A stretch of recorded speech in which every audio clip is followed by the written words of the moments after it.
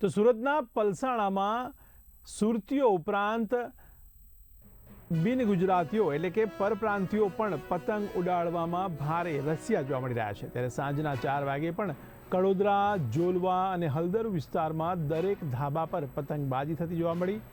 તો સુવર્ણ સોસાયટીના ટેરેસ પર પતંગ સાથે ડીજેની ધૂમ પણ જોવા મળી। ત્યારે સવારથી જ લોકો ઘરે જવાનું જાણે નામ જ લેતા નથી। તો ઉત્તરાયણની 2 દિવસની અનોખી મોજ જોવા મળી રહી છે। તો એક પણ ટેરેસ ખાલી જોવા મળી રહ્યું નથી। ત્યારે આકાશ પણ રંગબેરંગી પતંગોથી છવાઈ ગયું છે। તે કાયપો છેના નારા અને ઉજવણીના ગૂંજતા અવાજથી વાતાવરણ પણ હવે ગૂંજી ઉઠ્યું છે। તો સુરતથી અમારા સંવાદદાતા કૃષ્ણા સોની જોડાઈ ગયા છે।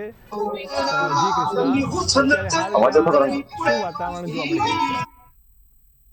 જે ચોક્કસથી જે પ્રમાણે વાત કરી કે સવારના 6 વાગ્યાથી જે છે પતંગબાજો પોતપોતાની પતંગ ઉડાવવા માટે ધાબા ઉપર ચડ્યા હતા અને 10 વાગ્યાના સુમારે જે પ્રમાણે કહી શકાય તો અંતિમ ઘડી હતી તો કડોદરા વિસ્તારમાં પણ અનોખી ભીડ જોવા મળી હતી। તો બીજી તરફ તમને સીધા દ્રશ્યો બતાવવાના પ્રયત્ન કરીશું।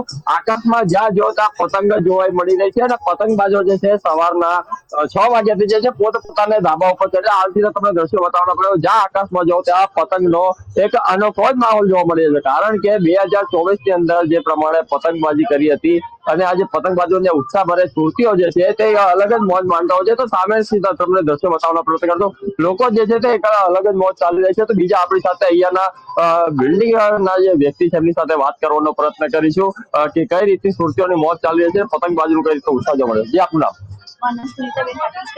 ક્યાંના છો?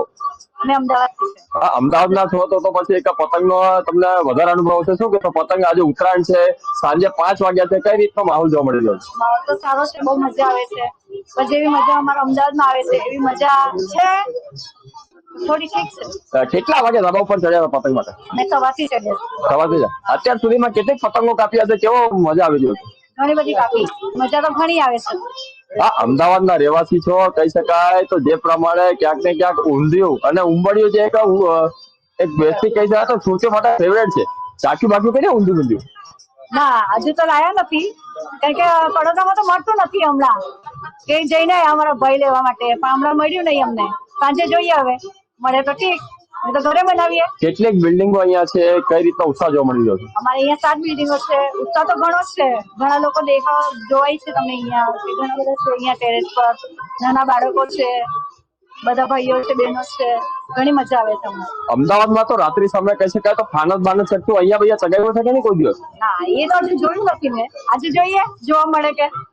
જે પ્રમાણે વાત કરી કે સુરતીઓની એક અલગ જ મોજ ચાલી રહી છે, તો બીજી તરફ વાત કરીએ કે સાંજના 5 વાગ્યા છે અને સુરતી લાલો જે છે તે અલગ જ મોજ માણી રહ્યા છે। આપણી સાથે અહીંયાની એક યુવતી જેમની સાથે વાત કરવાનું છે। જી આપનું નામ? ક્યાંનો છો, કેટલા સ્ટેન્ડર્ડમાં ભણો છો? હું 12th સ્ટાન્ડર્ડમાં ભણું છું, અહીંયા જઉં છું। એવું છે, આજે ઉત્તરાયણ છે, કઈ રીતનો અનોખો માહોલ જોવા મળી રહ્યો છે? ઉત્સાહથી અમે ઉત્તરાયણ ઉજવી રહ્યા છીએ, ઘણી મજા આવી રહી છે।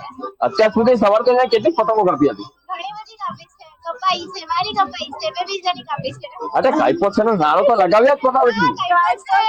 હા, જે પ્રમાણે જોયું કે લોકોને એક અલગ ઉત્સાહ જોવા મળી રહ્યા છે। કારણ કે જે પ્રમાણે સુરત જિલ્લાની અંદર, સુરતની અંદર તો સિટી કહેવાય, ત્યાંના તો સુરતીઓ મોજ કરે પણ જિલ્લાની અંદર પણ જે છે એક અલગ જ મોજ કરી રહ્યા છે। જી કૃષ્ણા, સમગ્ર માહિતી બદલ આપનો આભાર। ત્યારે સુરતમાં પલસાણામાં ખાસ કરીને ઉત્તરાયણનો કંઈક અલગ જ માહોલ જોવા મળી રહ્યો છે।